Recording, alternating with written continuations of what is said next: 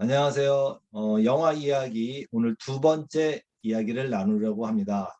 지난 첫 번째 이야기는 21세기를 위한 21가지 재현 그 책에서 발제를 하여 뭐 매트릭스라든지 그다음에 인사이드 아웃 그다음에 뭐 소설인 멋진 신세계 이야기를 나누면서 인간한테는 정말 자유의지가 있는가 뭐 이런 이야기들을 함께 했습니다. 그때 굉장히 인기가 좋았었는데요. 반응이 좋았는데 그 이유가 초대 손님이 오셔가지고 같이 영화를 전공하는 초대 손님과 함께 이야기를 나눠서 더 의미가 있었고 재미있었습니다. 그래서 오늘도 초대 손님 모셨습니다. 오늘도 지난번에 오셨던 감귤님 소개하겠습니다. 감귤님 인사하세요. 안녕하세요. 네, 끝인가요? 이번에도 네, 영어 읽기를 하러 왔습니다. 네. 목소리 좀 작으신 것 같은데 조금만 더 크게 말씀해 주세요. 네, 오늘도 영화 이야기. 알겠습니다. 네, 네, 감사합니다. 최근에 제가 봤던 뭐 영화를 저는 많이 보지는 않는데 우연히 또 좋은 영화라고들 주변에서 얘기를 해서 보게 된 영화가 있는데 봤는데 이게 굉장히 강한 인상을 주고 좋은 영화다 이런 느낌을 많이 받았습니다. 그래서 영화 오늘 소개해드릴 영화는 아마 보신 분들도 있으실 거예요. Don't Look Up이라고 하는 영화인데요. 미국 영화인데 왜 제가 이렇게 감동이 깊었는지 그리고 뭐 영화는 이 영화의 또 어떤 특징적인 거 이런 얘기를 제가 하는 것보다는 또 우리 영화 전문가이신 감귤님께 한번 이야기를 들으면 어떨까 합니다. 감귤님 어떠세요? 영화 보셨죠? 네, 오늘 영화를 방금 네. 보고 왔는데요. 어, 일단 이 영화를 간단하게 한번 소개를 해보고자 합니다. 이 영화는 화면 공유 일단, 됐나요? 네, 네네. 화면 공유가 됐습니다. Don't Look Up. 예. 영화 얘기 좀 네, 해주세요. 네, 이 영화는 일단 언뜻 보면은 재난 영화 같은 영화입니다. 네, 재밌 왜냐하면은 지금 이런 예고편만 보셔도 세상에 해석 충돌이 왔을 때 이것은 사람들이 어떻게 받아들일 것인가에 초점을 맞춘 영화거든요. 이런 영화를 보통 하이 컨셉 영화라고 하는데요. 뭔 어 영화요? 하이모? 하이 컨셉, 하이 콘셉트 영화입니다. 제가 아, 설명을 드리면은 네. 이런 하이 컨셉은 하나의 큰 질문을 가지고 전체적인 스토리가 전개가 되는 영화인데요. 그래서 이 영화에서도 '만약 지구의 해성이 충돌하면 어떨까?'라는 이런 하나의 큰 가정을 가지고 스토리를 전개를 시킵니다. 음, 그래서 많은 재난 영화들이 이런 형식을 취하고 있는데요. 네. 듀라기 공원 같은 것만 봐도 만약에 지금 뭐 '공룡이 나타나면 어떨까?' 이런 과정을 음, 통해서 네. 어 사람들에게 즐거움을 주고 또 이런 하이 컨셉을 사용한 대표적인 스튜디오가 픽사 스튜디오입니다. 이 픽사 음, 스튜디오에서는 시나리오를 쓸 때 "What if?" 이라는 질문을 사용을 해서 어 이야기를 전개를 시키는데요. 그래서 이런 해성 충돌의 상황에서 사람들은 어떻게 대처할 것인가 이 질문을 가지고 이것을 캐릭터들이 어떻게 해결해 나가는지에 중점을 두고 보시면은 좋은 영화입니다. 네. 그럼 이게 SF 영화인가요? 이게 SF 영화로 보실 수도 있겠지만 제가 영화를 끝까지 봤을 때는 SF적인 설정을 가지고 있는 영화지만 사실은 정치 풍자극이라고 보는 게 더 적합할 것 같습니다. 따라서 해성 네. 충돌은 소재로만 사용이 되었다고 보실 수 있고요. 결국에는 이런 각각의 캐릭터들이 대표하는 그런 정치적인 상황 또 현대의 그런 세태를 반영하고 있는 영화 같습니다. 그러니까 과학적인 소재를 사용했지만 그 예전 뭐 딥 임팩트라든지 이런 것들은 뭐 소행성이 와서 충돌하고 뭐 이런 것들 얘기를 하는 건데 순수하게 네네. 과학적인 이야기라기보다는 이러한 하이 컨셉이라는 그런 소재로서 해성이 지구에 충돌하는 것을 바탕으로 해서 다양한 인간들이든지 사회라든지 이런 정치 시스템이나 이런 게 어떻게 반응하는지 이런 얘기를 들으려고 했던 거네요. 네, 네, 네 알고, 맞습니다. 예, 어떠세요? 안 본 친구들이 보면 좋을까요? 네.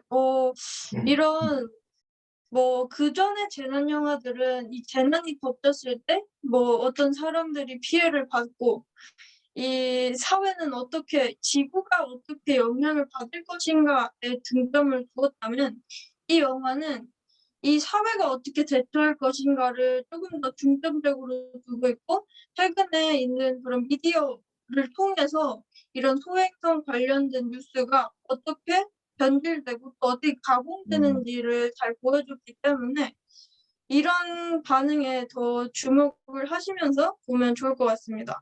네, 좋습니다. 그러네요. 그래서 약간 지금 감귤님은 사실은 전공이 그 영상 애니메이션 그런 부분이기 때문에 좀 인문학적인 부분이나 예술적인 부분은 굉장히 강하실 것 같아요. 근데 아마 이 영화가 혹시라도 이제 과학과 관련되어 있다고 한다면 혹시 제가 뭐 시작하는 부분에서 살짝 좀 궁금한 게 있는데 과학 영화나 과학 스토리 이런 거 좋아하세요? 고등학교 때 과학 공부 잘했어요? 과학 공부 자체는 네. 너무 어렵거나 아, 지속적인 어렵다. 부분이 많아서 네. 문과생인 저의 입장으로서는 이해하기에 좀 힘든 부분이 있었다고 말할 수 있습니다. 아, 그쵸. 뭐, 또 문과 학생들은 이과 학생들 보러 뭐 이과충? 아, 그래서 뭐 수식이라든지 어떤 데이터 같은 거를 근거로 해서 뭔가를 자꾸 네. 설명하려고 하니까 그럴 땐 좀 짜증나고 그러죠? 네, 왜냐하면은 국어는 모두가 이해할 수 있는 그런 언어지만 수학이나 수식을 이용한 그런 어 설명에는 알아들을 수 있는 사람만 그렇게 알아들을 수 있게 아, 하니까 아, 문과생은 조금 소외감이 들 수도 있죠, 아무래도. 그러네요. 그러니까 너무 좋은 말씀하셨는데 뭐 저도 과학을 전공을 했지만 또 학교에서 학생들한테 과학을 가르치지만 학생들이 참 과학을 어려워해요. 근데 그 이유가 평상시에 사용하지 않은 용어라든지 개념들을 바탕으로서 어떤 얘기를 하니까 어떻게 무슨 다른 나라 얘기 같기도 하고 전혀 알아듣지도 못하고 그래서 그런 부분이 과학을 가르치는 제 입장에서 되게 힘든 부분인데 이 영화에서도 보니까 과학자가 나오는데 뭐 해성이 충돌해가지고 뭐 지구가 멸망한다 이런 얘기를 어쩐 과학적 근거를 가지고 막 설명하려고 하니까 막 그 대통령이나 주변 사람들이 뭔 얘기하는지 이렇게 눈만 껌뻑껌뻑하고 막 so what 뭐 이런 거 하는 느낌이었는데 그 감귤님은 어떠셨어요? 네, 맞습니다. 만약에 그 과학자가 네, 직접 자신이 업계에서 사용하는 그런 용어들을 가지고 이 해상 충돌을 설명하려고 하면은 저 같아도 이게 이해가 안 되고, 이 사람이 그냥 자신의 권력이나 아는 거를 사용해서 우리한테 뭔가 잘못된 정보를 얘기를 해도 그냥 일반적인 사람들은 모르는 거잖아요. 그렇죠. 그래서 조금 더 과학을 용어를 주제로 하고 있더라도 조금 더 쉽게 알아들을 수 있게 얘기하는 것이 중요하다고 생각합니다. 특히 이런 재난 상황에서 있을 때는요. 그러게요. 저도 많이 공감이 됩니다. 그래서 제가 지금 화면 잠깐 이렇게 공유를 해봤어요. 조금 찾아봤는데요. 이제 화면 공유 보이세요? 네, 화면 공유 감귤님. 보입니다. 예, 그래서 이런 재난 상황에서 첫 번째 주제는 재난 상황에서 과학자의 역할은 뭘까? 뭐 이런 생각을 해봤는데요. 아까 이야기했던 뭐 이과충, 문과충에서 지금 감귤린처럼 인문학적이든 또 예술적인 거를 전공하는 친구들에게 이과의 내용들이 너무 딴 나라 얘기 같다. 근데 그게 왜 그럴까 생각을 해봤더니 사람들의 기본적인 성향이나 이렇게 어떤 이해의 구조가 뭐 전에 그 감귤님께서 말씀하신 것들은 인간은 어떤 스토리텔링의 거기에 익숙해져 있다. 뭐 이런 얘기했던 게 기억이 나요. 그래서 네, 맞습니다. 예, 제가 이렇게 좀 찾아보니까 과학자들도 그 영화 초반부에 나오는 것처럼 막 정말 이게 큰일이 난 건데 이게 대중들한테 어떻게 이 상황을 정말 설득력 있게 얘기를 하지 이런 고민들을 하는데 굉장히 많이 버벅대잖아요. 그래서 대표적인 과학자 두 사람을 좀 찾아봤어요. 한 사람은 아로 시작하는 사람인데 아가 누군가요? 아 혹시 아세요? 아 여기 여기 써 있는데 네. 아인슈타인이라고. 그죠. 그래요. 아인슈타인이 이런 얘기를 했어요. 어떤 거를 쉽게 설명하지 못하면 제대로 이해하지 못한 것이다. 이런 얘기를 했고, 뭐 리처드 파인만도 세계적인 아주 유명 물리학자죠. 이분도 뭐라고 그랬냐면, 뭐 그냥 간단히 얘기하면 쉽게 설명할 수 없다면 그걸 제대로 안다고 말할 수 없어. 그러니까 과학자들이 아주 근사한 이론이나 멋진 걸 발견을 해서 그거를 개념화하더라도 이거를 대중들이든 그 동료 학자들한테 설명할 수 없다면 그거는 명확하게 그가 개념을 잡지 못하는 거라는 얘기를 하더라고요. 그래서 이런 정말 우리 인류의 역사에서 중요한 역할을 했던 업적을 남겼던 과학자들도 대중과 이렇게 소통하는 거 이런 거를 굉장히 중요하게 여겼다는 생각이 들어서 그 영화의 앞부분에 도입부에서 나왔던 그 과학자가 어떤 그 상황을 막 설명하려고 하는 노력하는데 그런 게 잘 안 돼 있잖아요. 네, 그러니까 맞습니다. 연습이 안 돼 있으니까 굉장히 애를 먹는 그런 장면을 보면서 좀 공감이 됐고 그러면 감귤님 어떻게 하면 과학자들도 이렇게 스토리텔링을 잘할 수 있을까요? 그 감귤님의 특기가 스토리텔링 지금 공부도 하고 어떤 뭐예요? 글 쓰는 이런 것들 하시잖아요. 근데 어떻게 하면 네. 조금 그런 팁이 있을까요? 스토리텔링을 잘하는 이과충들이. 일단 어 그 유시민 작가님이 유시민? 나온, 네. 네, 알쓸신잡이라는 프로그램에서 좋은 글의 조건을 얘기를 했거든요. 근데 이건 글뿐만 알쓸신자? 아니라, 네, 저도 봤어요. 네, 근데 좋은 네, 글이란 좋은 글 아니면은 글만 아니라 말해도 통용이 되는 거겠죠? 네, 그런데 우리가 보험 설명서를 예시로 들어 주셨는데요. 이 네. 보험 설명서가 한국말로 쓰여졌음에도 불구하고 이 용어들이 무슨 뜻인지 몰라서 사람들이 이해하지 못하게 되잖아요. 그렇죠. 네. 그리고 어떤 계약서나 이런 쪼금 중요한 서류지만 그래도 사람들이 이해할 수 없게 쓰여져서 맞아요. 그거를 좀 이해를 못하는 사람들이 생깁니다. 그래서 저도 그래요. 일단, 저도 보험약관이나 무슨 계약 그런 거 뭐 하다못해 뭐 저기 휴대전화 사도 뭐 거기 뭐 엄청나게 뭐가 많이 있잖아요. 근데 거의 네, 읽어봐도 뭐 맞습니다. 딴나라 얘기 갖고 무슨 얘기인지 모르서 안 읽죠 보통은. 그냥 넘어가죠. 네. 알겠습니다 하고 그래서 넘어가죠. 결국에는 그걸 안 읽으면은 피해는 고스란히 그 당하는 사람한테 가게 되니까 그렇죠. 그렇죠. 결국에 그런 피해를 받지 않으려면은 유시민 작가님이 강조하신 네. 좋은 글의 조건이란 어려운 용어를 사용하지 않는다는 아, 것이었습니다. 네. 한번 네. 정리해 볼까요? 그럼 첫째, 어려운 용어를 사용하지 않는다. 네. 그 부분을 되게 강조를 하셨고요. 일단 과학적인 용어를 어떻게 일상적인 것으로 쉽게 풀어나갈 수 있는가, 그리고 어떤 비유를 들어서 이 무슨 대중들을 설득할 수 있는가, 그게 중요한데요. 그런 비유 능력이나 아니면 스토리텔링 능력을 기르려면 기존에 나와 있던 좋은 비유나 좋은 문장들 같은 거를 많이 접하시고, 그리고 그것을 좀 글을 보는 감각을 기르고 비유 능력을 길러서 자기가 전문하는 분야에서 조금 그 감각을 사용해 본다면 괜찮지 않을까라는 제안을 해 봅니다. 뭐 이해가 쏙쏙 돼요. 그러니까 첫째는 좋은 글을 하거나 좀 대중들이 이해하기 쉬운 말을 하기 위해서는 첫째는 어려운 용어를 사용하지 않는다. 그렇죠. 그다음에 네네. 둘째는 적절한 비유를 좀 이렇게 예라든지 어떤 비유를 들어서 설명하려고 노력한다. 네, 그러네요. 맞습니다. 아, 좋은 비유를 음, 하려면은 일단 비유를 잘하는 분들이 시인들이나 그렇죠. 작가님들이니까. 시인들이 정말 비유의 천재 아닙니까? 시인들이. 네, 맞습니다. 그런 시도 좀 많이 읽으면서 감각을 좀 키워야겠네요. 네, 그쵸. 예.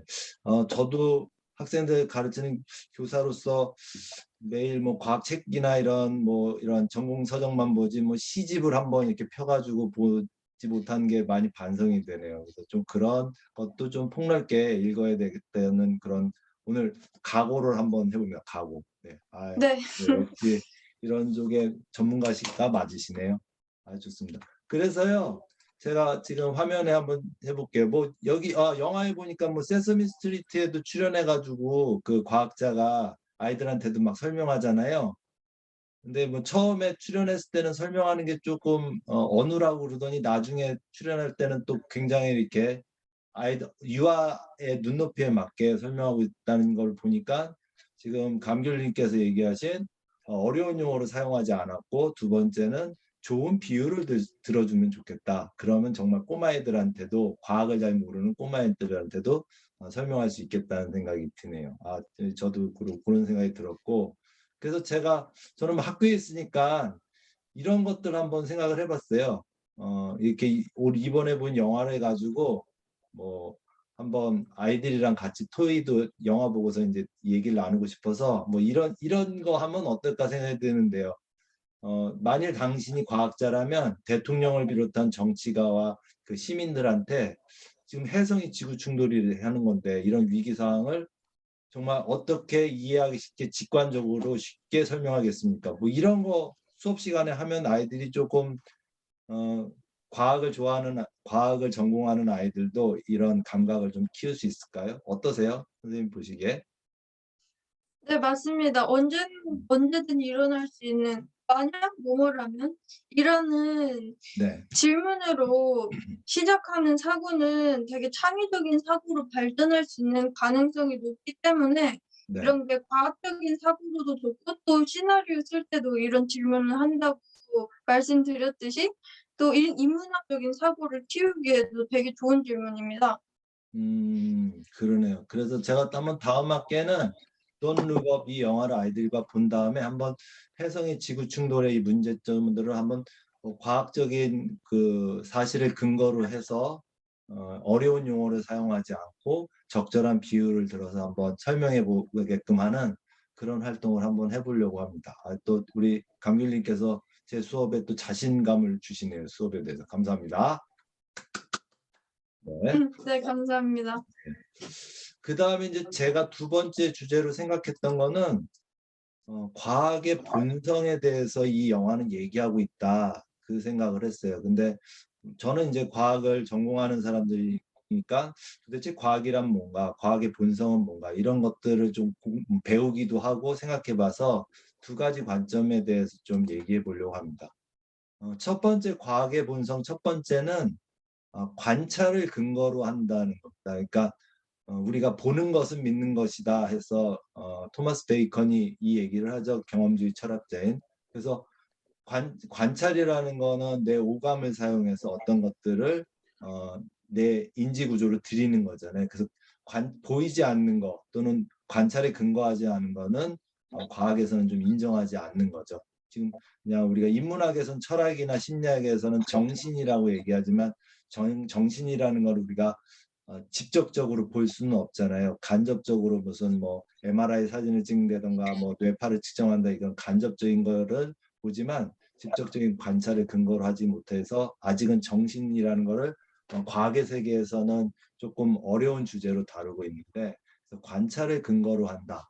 근데 저는 이 Don't Look Up이라는 거와 거기 보면 그 사람들이 막 구호를 외칠 때 Just Look Up이라고 했나요? 그런가요? Just Look 네, Up? 맞습니다. 네. 이 그래서 네, 돈룩업이라는 걸 대항하는 표어로서 이 그렇죠. 두 가지가 사용이 되었는데요. 네. 그 그런 차원에서 저스트 룩업은 과학적인 그 관찰을 근거로 해서 뭔가 판단하려고 하고 이제 분석하려고 하는 그런 류의 그 인간들의 모임이라고 하면, 돈 룩업은 그거를 마치 이렇게 보지 못하게끔 하는, 그러니까 뭐랄까 네. 이성적인 판단을 못하게끔 하려고 하는 그런 거의 상징적인 의미가 아닌가 생각을 했어요. 저기 감귤님은 어떠셨어요? 저스트 룩업, 뭐 돈 룩업, 이거 막 서로 그 두 세력이 막 이렇게 해나갈 때 어떤 느낌이 드셨어요? 일단 저희 사회가 최근에 조금 이분법적이거나 아니면은 이분법적인. 되게 그런 이과충, 문과충 이렇게 얘기하는 것도 조금 이분법적인 그렇죠. 그것도 사고잖아요. 이분법적이죠. 네. 그리고 또 정치 풍자 코미디에서 항상 나오는 것이 이런 두 가지 파로 나뉘어서 네. 서로 상반되는 그런 입장을 가지고서는 서로 갈등하는 내용을 보여줍니다. 맞아요. 그래서 이런 Just Look Up 이거는 지금 과학자들이 평소에도 많이 주장을 하고 있는 것이죠. 팩트를 그렇죠. 기반으로 그렇죠. 해서 팩트를 기반으로 하죠. 네.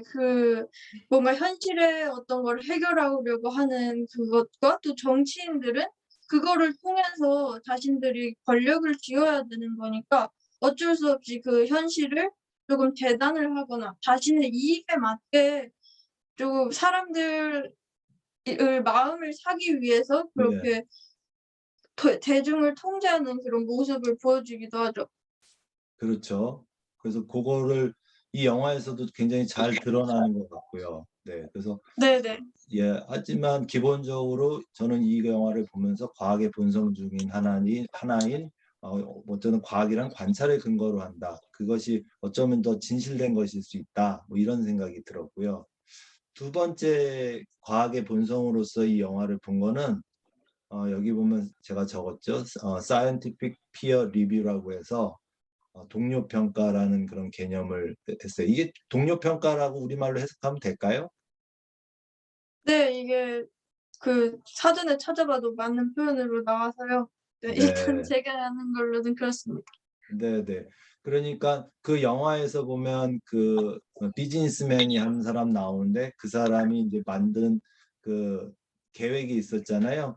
저기 해성에 가 가지고 여기다가 날아가서 그 안에다가 뭐 폭탄 같은 것들을 장착해서 여러 대가 가서 동시에 하면 그거를 인제 파괴시킬 수 있다. 뭐 이런 가설을 세우고 실제로 실현을 했는데 그렇게 하겠다고 했을 때 여기 영화 주인공인 은 뭐라고 했냐면 그거를 피어 리뷰해 봤냐 이 얘기가 나오더라고요. 그래서 피어 리뷰는 사실은 어 과학자들이 일상적으로 하는 또 뭐 과학자뿐만 아니라 우리가 학술적으로 하는 과정에서는 당연히 내가 한 거에 대해서 누군가로부터 검증을 받는 그런 작업들.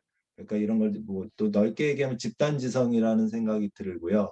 그래서 이런 거가 과학의 본성이라는 생각이 들어서 요 두 가지가 잘 드러나서 제가 좀 생각이 문득 들었어요. 그래서 '과학이라는 것은 반드시 동료 평가가 필요하다. 그렇지 않을 경우는 이 영화에서 본 것처럼 결국은 그렇게 한 사람이 그냥 혼자서 생각해낸 가설들은 충분히 굉장히 위험할 수 있다.'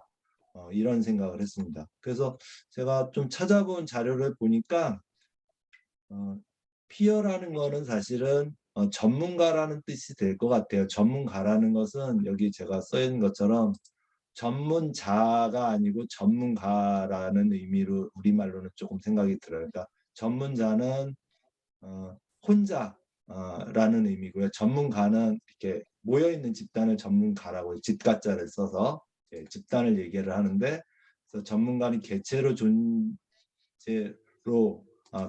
존재하는 것이 아니라 항상 집단으로 존재한다. 전문가는 홀로 연구하되 함께 평가하고 판단한다.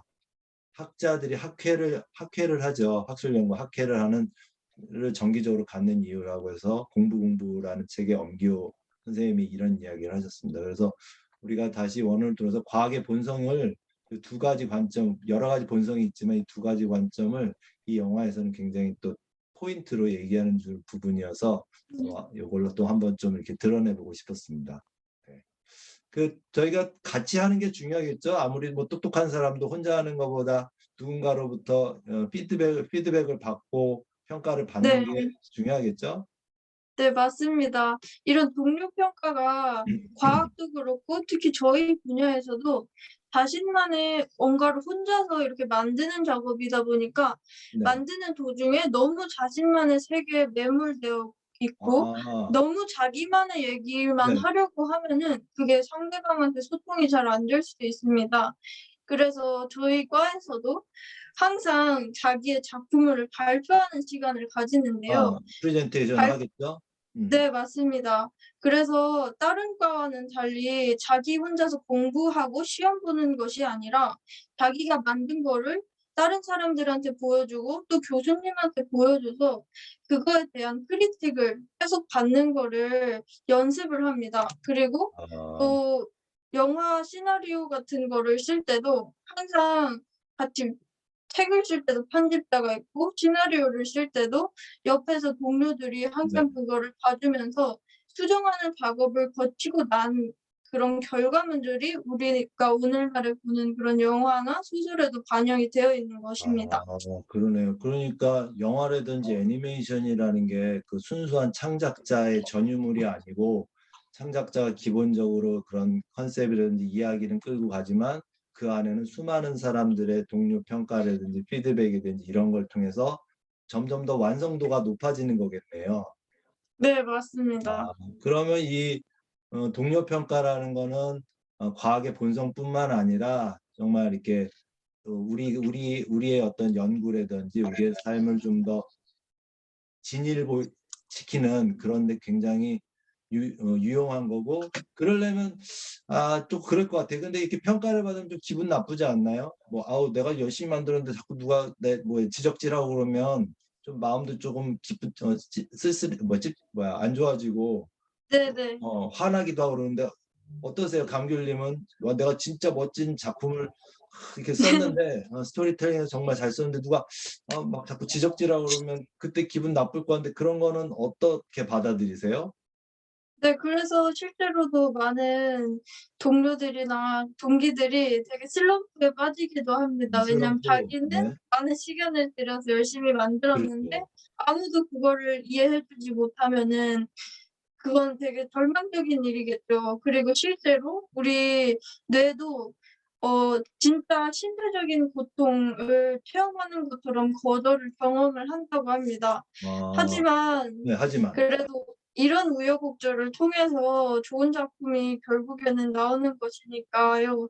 그래서 어느 정도 창작을 하는 사람이고 아니면은 그냥 자기의 결과물을 누군가한테 보여줘야 되는 사람이라면 이런 거절에는 쪼금 익숙해져야 되고 그거에 익숙해지고 거기에서 살아남은 사람만이 조금 더 성숙한 창작자가 되는 길이 아닐까라고 생각하고 저도 그 부분에 대해서는 많이 감수하려는 마음가짐을 가지고 네, 있습니다. 되게 긍정적인 마음을 갖고 계시네요. 그러니까 아픈 만큼 성숙해진다. 그거를 네. 기꺼이 아니면은 그냥 네, 포기를 해야 되니까요. 네. 네. 기꺼이 만들지 말아야 예, 되니까요. 기꺼이 받아들이고자 하는 그런 마음이 네네. 참 중요하겠네요. 열린 마음이. 아유, 네, 네, 네. 아유, 좀 맞습니다. 재밌는 말씀 잘 들었습니다. 그래서 그 과학의 본성을 보니까요, 이 사피엔스라는 책을 저는 참 좋아하는데 학생들하고도 여러 번 같이 독서 토론으로 몇 해 동안 했었는데 여기에 보면 과학에 대한 이야기가 나옵니다. 그래서 저도 도대체 과학이 뭘까 했을 때 아주 핵심적인 얘기를 합니다. 유발 하라리는. 현대 과학은 무지를 기꺼이 받아들인 덕분에 기존의 어떤 전통적인 지식보다 더 역동적이고 유연하며 탐구적이다. 아주 핵심적인 얘기인 것 같아요. 그래서 제가 또 좋아하는 말은 요겁니다. 음, 집단적 무지를 공개적으로 인정한다는 거예요. 그러니까 아까 위에서 나온 것처럼 동료 평가라든지 평가를 받고 함께 판단해보고 이런 거잖아요. 그래서 이런 게 좀 열린 마음이고 열린 사회라고 생각을 하는데 이렇게 닫혀 있는 게 아니고요. 그러니까 과거에 이제 종교라는 것은 굉장히 어, 유일한 것이고 절대적인 것이고 이런 거라고 쫙 그동안 수천 년간 이루어졌다면 이제 중세의 그 암흑 시대를 깬 것이 그 근대 과학이라고 했을 때 이것이 왜 이렇게 지금까지도 이렇게 영향을 주고 과학이라는 것이 중요한 자리를 차지하게 되냐 종교를 넘어서서 그거는 바로 어, 집단적 무지를 공개적으로 인정한다는 거죠. 무지를 숨기는 게 아니라 우리가 모른다는 것을 공개적으로 인정하고 그거의 문제를 해결할 때 함께 해결해 보려고 했다는 점인 것 같아요. 그래서 이 과학이라는 것을 어떤 기존에 나왔던 사상이나 철학이나 이런 것보다 굉장히 파워풀한 이유는 더 역동적이고 유연하다. 그러니까 열린 시스템을 갖고 있다라는 점인 것 같아요. 그래서 조금 뭐 어려운 개념일 수도 있는데 우리 감귤님은 어떻게 생각해서요? 이 과학의 본성에 대해서 지금 이 글에 대해서 뭐 어떤 점을 느끼시나요? 일단 저는 생활과 윤리 시간이랑 아, 윤리와 생활과 윤리. 사상을 네, 선택 과목으로 선택을 했는데 네, 아리스토텔레스를 저희가 배웠을 때 무지의 자각과 또 아는 것이 음, 힘이다라는 아리스토텔레스가 한 말이 있잖아요. 네. 아리스토텔레스가 했는지는 기억이 안 소크라테스인가, 나지만 아리스토텔레스인가? 그, 죄송합니다. 거기 너무 많은 철학자들이 나와서 한 그러게. 100 명이 있으니까 네, 쪼금 헷갈려서 네, 네. 그래 가지고 그 뭔가를 아는 것을 힘을 가지기 전에 네. 일단 그 무지를 자각하는 순서가 가장 먼저였다고 그분이 말씀을 네. 하시더라고요. 무지를 자각해라. 네. 네 그래서 이 무지의 자각에 대한 내용이 이 과학 분야에서도 적용이 되는 것 같아서 음. 신기하다는 생각을 했습니다. 아, 그러네요. 그래서 무지를 자각하고 무지에 대해서 인정한다는 건 사실은 인간으로서 되게 겸손한 태도겠죠. 내가 모든 걸 다 알고 있고, 내가 제일 잘났고, 나 네 아니면 안 맞습니다. 되고, 이 세상에 종교를 가지고 있다면 그 종교가 가장 위대하고 모든 걸 다 다스릴 수 있고, 이러한 조금 편협이나 한쪽 방향으로의 생각을 넘어서서, 나라든지 내가 생각하려는 거지, 내가 주장하려는 것은 기본적으로 무지를 바탕으로 하고, 언제든지 그것이 다른 더 좋은 의견이나 더 좋은 생각이 나오면 바뀔 수 있고 뭐 이런 거가 사실은 과학의 본성이라고 생각이 들어서 제가 이 부분을 조금 소개해 드려 봤습니다. 그러네요. 그래서 여기 앞에 나온 것처럼 뭐 동료 평가라든지 뭐 이런 부분 때문에 제가 여기를 한번 살짝 건드려 봤고요. 예. 그 뭐 한 두 가지 정도는 뭐 이렇게 더 얘기해 보려고 하는데요. 여기 보면 SNS 막 나오잖아요. 네. 그리고 막 또 과학자 그 여자 그 뭐예요 박사 과정 마친 그 여학생이 또 뭐 어떤 거 막 설명하고 그러니까 막 또 거기 매스컴에서 또 뭐 욕하고 그러니까 막 순식간에 그 여학생이 막 타겟이 돼가지고 막 공격받고 네. 막 혐오하고 막 그런 것들 막 나오잖아요. 그리고 네네. 예, 뭐 그냥 막 사람들이 막 이리 휩쓸려 갔다 저리 휩쓸려 갔다 막 이렇게 들어요. 그래서 저는 이거 보면서 그럼 이 SNS의 역할은 뭘까? 뭐 막 좋아요도 누르고 막 이게 싫어요도 누르고 뭐 팔로워가 막 늘고 그래서 SNS에서 사실 넘쳐나는 이 정보는 우리한테 약일까 아니면 독일까? 어쩌면 우리의 판단을 흐리게 하는 그런 장치가 아닐까 이런 생각도 해봤는데 우리 감귤님 어떠세요? SNS는 젊은 분이니까 SNS 많이 보시고 뭐 글도 올리고 할 것 같은데 어떤 역할이라고 생각이 드세요? SNS는? 일단 저희가 SNS에 어떤 정보를 얻으려고 들어가거나 공부를 하러 들어가기보다는 네. 재미를 위해서 들어가게 이미 되잖아요. 네. 그래서 일단 그 목적이 재미이다 보니까 SNS 상에서 자극적인 콘텐츠나 아니면은 웃긴 콘텐츠, 가볍게 소비하고 넘길 수 있는 아, 콘텐츠가 되게 강세가 되고 있습니다. 자극적인 컨텐츠 그래요. 아니면은 이렇게 쉽게 웃고 넘어갈 수 있는 콘텐츠. 이런 네. 콘텐츠를 대표하는 것이 이런 밈 컬처라고 말을 하는데요. 제가 네. 밈 밈 들어본 것 같은데 제가 컬처죠. 써볼게요. 이거 맞나요? 밈? 네 맞습니다. 음, 이 음, 밈이라는 것은 인터넷에 한국말로 하면은 짤방이라는 짤 아니면 짤방 이런 짤방. 식으로 네, 얘기가 되는데 이 네, 영화에서도 이런 밈을 그대로 보여주면서 이 과학자의 사진을 캡처해서 네, 악의적으로 합성을 하거나 아니면은 해시태그 같은 거를 만들어서 이 사람을 조롱하기 위해서 이 사람이 하는 말에는 결국에는 관심이 없고 그냥 유행어처럼 소비되는 그런 유행어가 사진이나 영상의 형태로 발전된 맞아, 하나의 예시를 맞아. 밈이라고 들 네. 수 있겠습니다. 음, 그래서 이런 것들이 자극적인 컨텐츠, 밈 뭐 이런. 근데 이 밈 들어보니까 이게 리차드 도킨스의 이기적 유전자에 나왔던 그 용어라는 생각이 얼핏 드는데요. 밈? 그래 거기서 읽어본 것 같아요. 이기적 유전자에서. 네. 리처드 도킨스라는 학자가 이 사회 현상을 설명하기 위해서 하나의 원래는 밈이 구성 요소라는 뜻으로 사용이 됐는데 네. 이게 SNS 상에서는 조금 그냥 밈이라는 고유 명사로 "밈이다. 짤이다." 네. 이렇게 유통이 되면서 급속도로 이렇게 퍼지는 그런 파급력이 있어서 그렇게 사회 현상을 그 설명을 하신 것 같습니다. 네. 그러네요. 그러면 결국 SNS는 뭐 뭐예요? 감귤님 보시기에는 독인가요? 약인가요? 뭐 어떠세요? 너무 또 이분법적 판단인가요? 네.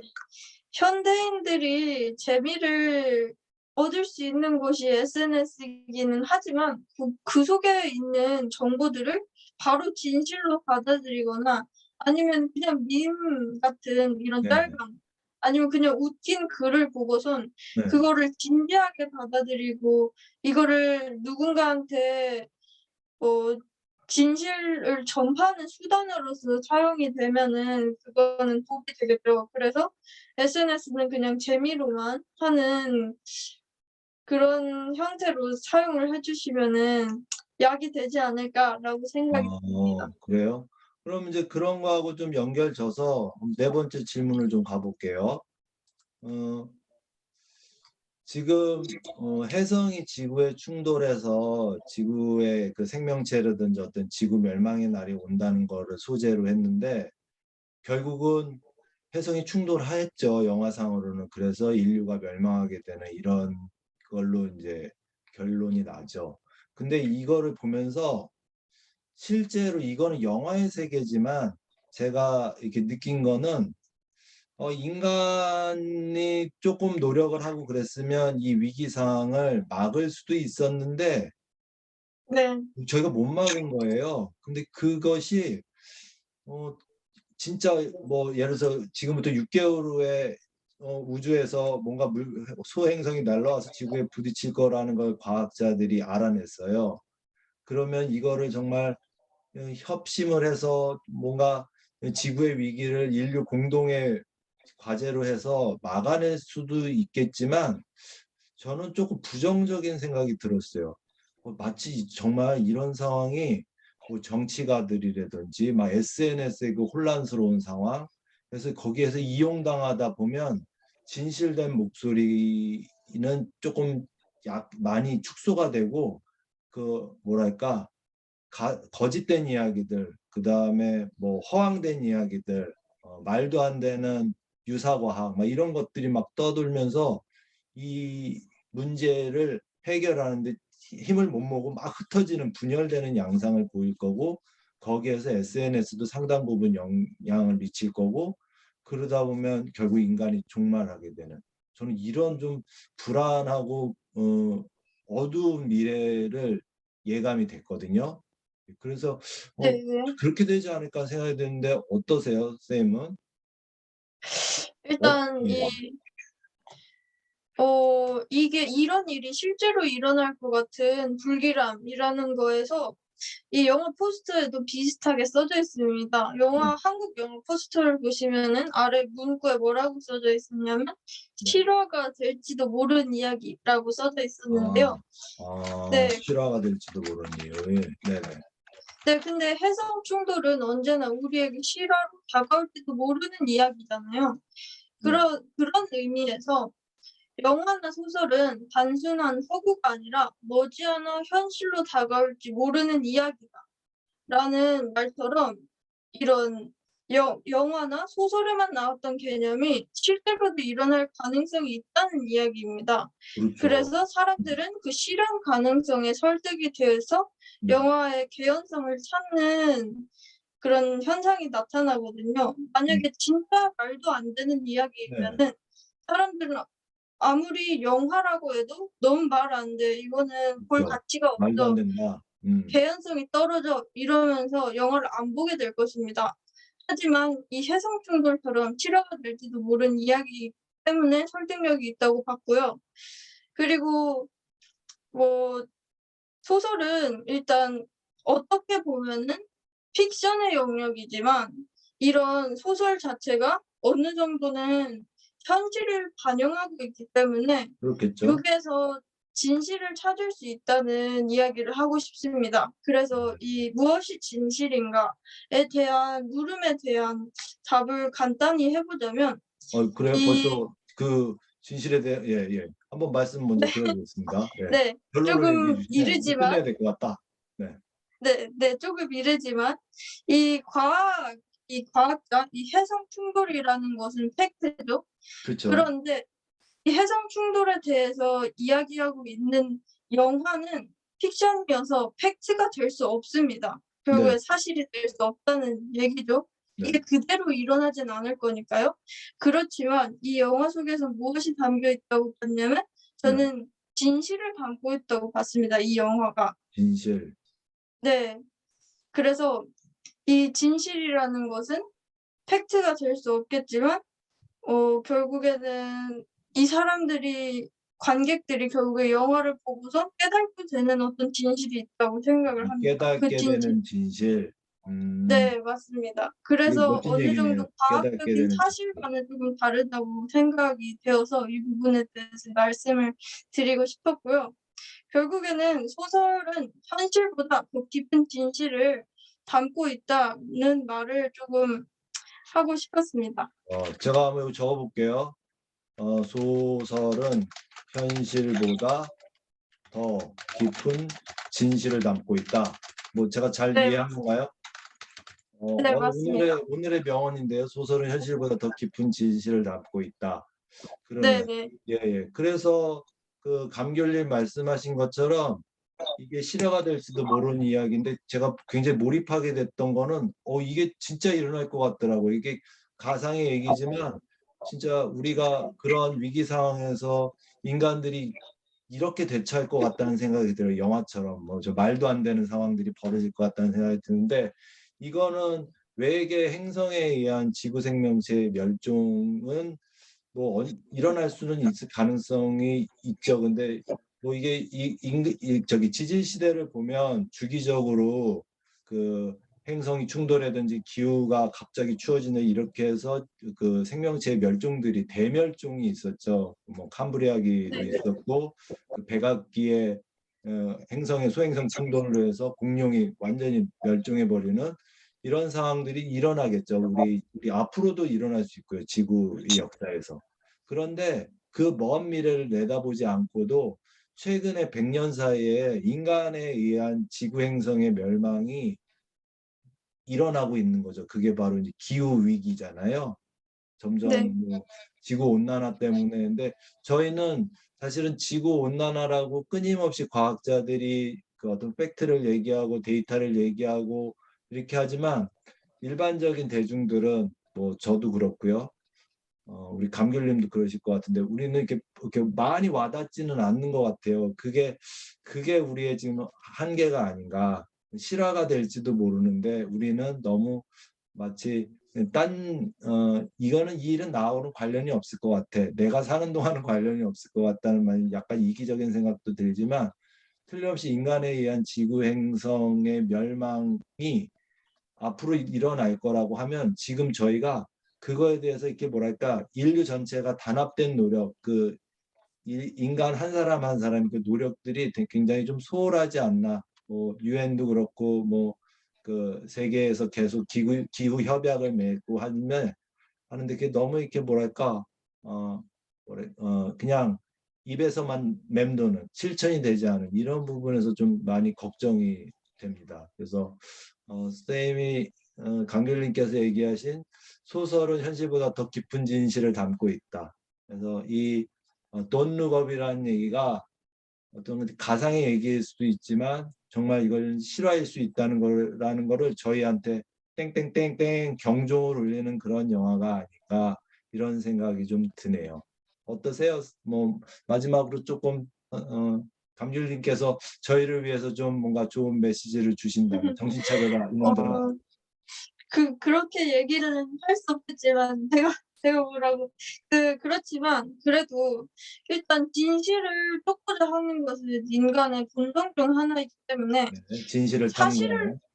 네. 사실을 알고자 한다면은 과학자한테 물어봐야 되는 것이 맞고 네, 진실을 알고자 한다면 소설가나 아니면은 영화를 만든 사람들에게 묻는 것이 조금 더 맞는 것 같습니다. 무슨 뉴스를 찾아본다거나 아니면 요즘에 너무 가짜 뉴스가 많잖아요.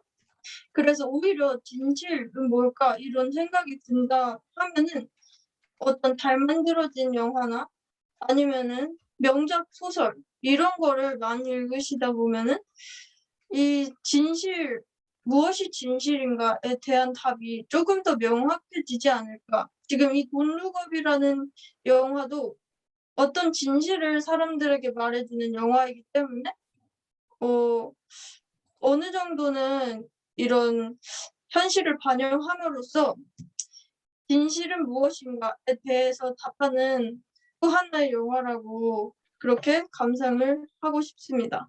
아, 네. 오늘 결론 너무 멋지게 말씀하셨는데 제가 한번 읽어볼게요. 정말 사실에 대한 거, 이게 사실 진위를 묻는 거는 우리가 사실과 진실이라는 거에 제가 어떤 국어학적인 용어는 찾아보지는 못했지만 우리가 그냥 평상시에 느끼는 어떤 사실은 이게 그 사실입니까? 팩트죠. 예, 팩트는 과학자에게 묻는 것이고, 그럼 사실은 영어로 얘기하면 팩트네요.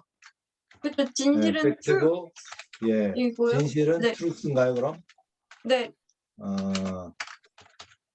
어, 진실은 소설가라든지 영화라든지, 그러니까 그거 같아요. 어떤 사실을 탐구하고 관찰을 통해서 어떤 걸 찾아가는 거는 과학자의 몫이라고 한다면, 진실이라는 거는 인간의 의식이라든지 판단이 들어간 거겠죠. 윤리적인 네 판단도 들어갈 맞습니다. 것이고 어떤 종합적인 판단의 요소들은 인간의 고유한 또 굉장히 중요한 사고 과정이고 그런 일을 찾아왔기 때문에 저희가 이렇게 여기를 한 거죠. 예. 그래서 감사합니다. 예. 그래서 사실은 과학자에게, 진실은 소설가거나 영화가에게 묻자. 뭐 이런 멋진 말씀을 주셨네요. 네. 그러게요. 오늘 참 좋은 시간이었습니다. 그래서 원래 조금 짧게 진행하려고 했는데 얘기를 하다 보니까 뭐 이야기에 꼬리를 물고 또 감귤님의 또 풍부한 그 지적 호기심과 또 그런 갖고 계신 그런 걸 많이 표현해 주셔서 처음에는 그냥 영화 얘기만 하려다 보니까 결국은 사실과 진실에 대한 이야기까지 오게 되었습니다. 뭐 강귤님 어떠세요? 오늘 두 번째 시간이었는데 첫 번째보다 조금 어떠셨어요? 한 말씀만 듣고 마치겠습니다. 네. 오늘은 지난 시간에는 다양한 영화를 다루는 반면에 조금 더 깊이 탐구하지 못했는데요. 이번 네. 시간에는 이 돈룩업이 던지는 진실에 대한 물음에 대해서 답해 보는 시간을 가지게 된 것 같아서 좋았습니다. 네, 저도 너무 좋았습니다. 그래서 감귤님하고 같이 하니까 저도 이렇게 또 다른 관점에서 생각할 수 있는 거, 또 배울 수 있는 점들이 있어서 아주 의미 있는 시간이었습니다. 이제 세 번째 시간도 한번 만들어 볼까 하는데 또 오실 거죠? 네. 불러만 주시면은 오겠습니다. 네, 네. 아이고, 감사합니다. 오늘 너무 즐거운 네. 시간이었습니다. 네, 그러면 감사합니다. 여러분들 세 번째 시간을 또 조만간 기대해 보시고, 네, 오늘 저희의 이야기는 이렇게 마치겠습니다. 감사합니다. 네. 감사합니다.